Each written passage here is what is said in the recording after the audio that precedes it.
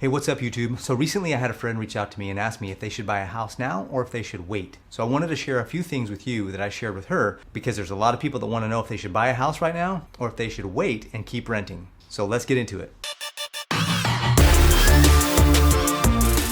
My name is Paris Clough and this is Financial Self-Reliance. On this channel we talk about the mindsets and the skill sets of the wealthy so that you can learn how to manage, protect, and grow your assets. If that sounds like the kind of channel and the kind of community you want to be a part of, go ahead and click like and subscribe so that you don't miss any of the videos that I produce. All right, to buy or not to buy? That is the question.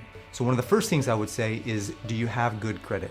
I'm going to put a link in the description below to a website that I use called CreditKarma. Most everybody who has a credit card now has free access to a credit report. So a lot of credit card companies, if you log into your credit card company, you can check to see if they offer you a free credit score, free credit report. Make sure you take advantage of that because that's something that's pretty critical to your getting a good loan or good rate on your loan and making sure that you qualify for the loan. So one of the keys to getting a good mortgage that you can afford is having a good credit score so that when they pull your credit, they know what rates to charge you. The higher your credit score, the lower the rates. The lower your credit score, the higher the rates. So it's imperative that you know what your credit score is, and if there's any derogatory remarks on your credit report, then you get those all cleared up before you apply for a loan. So right now I'm going to share with you a calculator, and I'm going to put a link in the description below so that you can go do this calculator on your own. This calculator will show you exactly how much it will cost to buy a house depending on how much money you can put down in the down payment and how much money you're going to be able to afford on a monthly basis. So I don't know how much you're paying for rent right now, but if what you're paying for rent is only a couple of $100s less than what we're going to see on this calculator,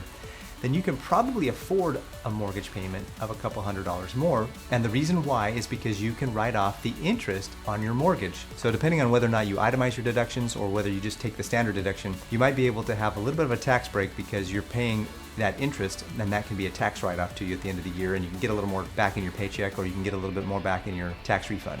So that could subsidize a little bit more payment towards a mortgage. So let's take a look and see what kind of a mortgage payment we're looking at based on the prices of houses. Now I don't know what the prices are in your area, so I'm just going to use the average home price in America, and the average home price in America today is $408,000. So if you look right here, you can see $408,000 is the home price. That's going to give you, if you estimate a 20% down payment, and the reason why 20% is because you avoid PMI or primary mortgage insurance if you have 20% down. Now if you don't have 20% down, if you only have 5% or 10%, or if you only have 3 or 4%, you just put the percentage here and that will calculate for you what the payment will be.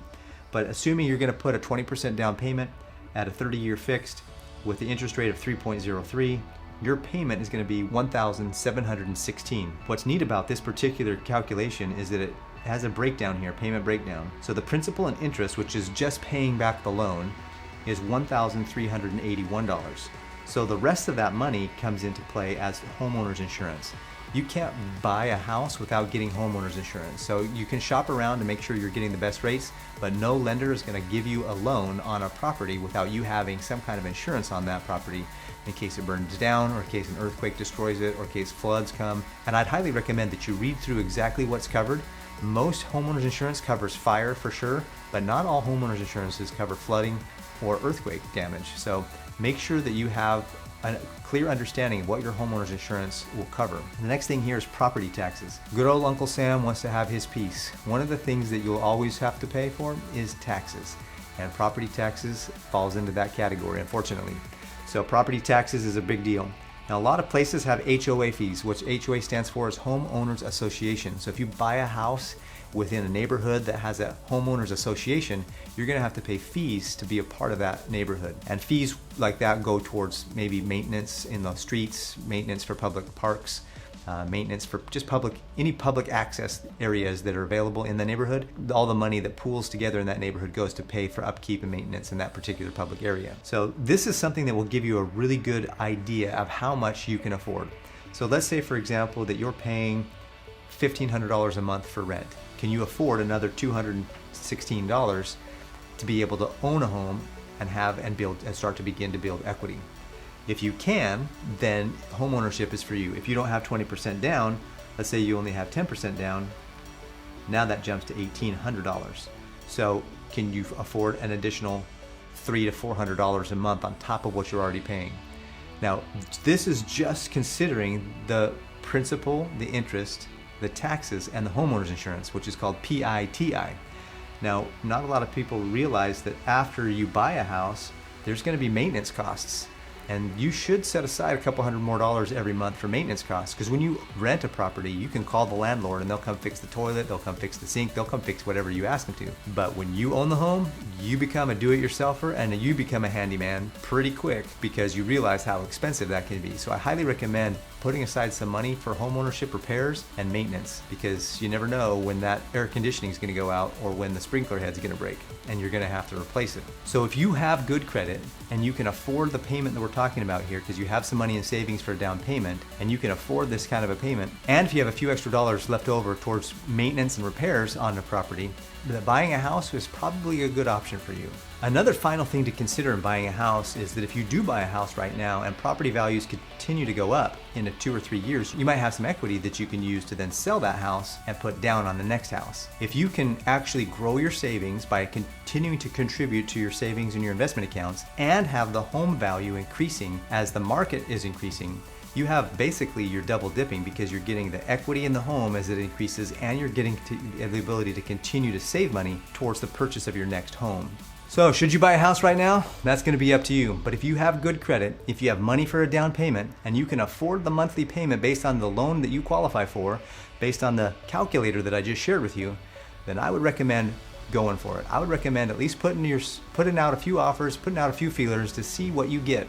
You might reach out to a loan officer and get pre-qualified, or reach out to a real estate agent to have them help you understand what exactly is going on in your area and the market that's happening in your area. Now let's talk a little bit about why you shouldn't buy a house right now, or why you might wait. But before we do that, I want to make sure that you recognize and understand how important it is for you to click the like button right now and hit subscribe. 75% of the people that watch my videos aren't even subscribed to this channel. I really appreciate you watching my videos, but I'd really appreciate it if you would subscribe. At least hit the like button. All right, if you wait to buy a house for the bubble to pop, you could be waiting for a really long time. As almost impossible it is to time the market in stocks, it's the same thing with houses. Nobody can really time the market. Nobody knows when exactly the bubble's gonna pop, or even if it will pop.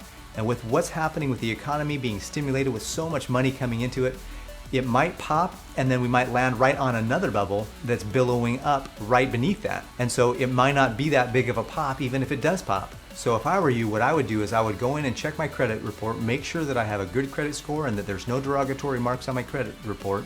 I would then make sure that I had enough money in savings to put a decent down payment for the market in my area or the area that you want to move to, and then go talk to a loan officer about what you personally could really qualify for. Make sure that you don't qualify for more loan than you can comfortably afford. A lot of mortgage guys will try to get you into the biggest mortgage possible.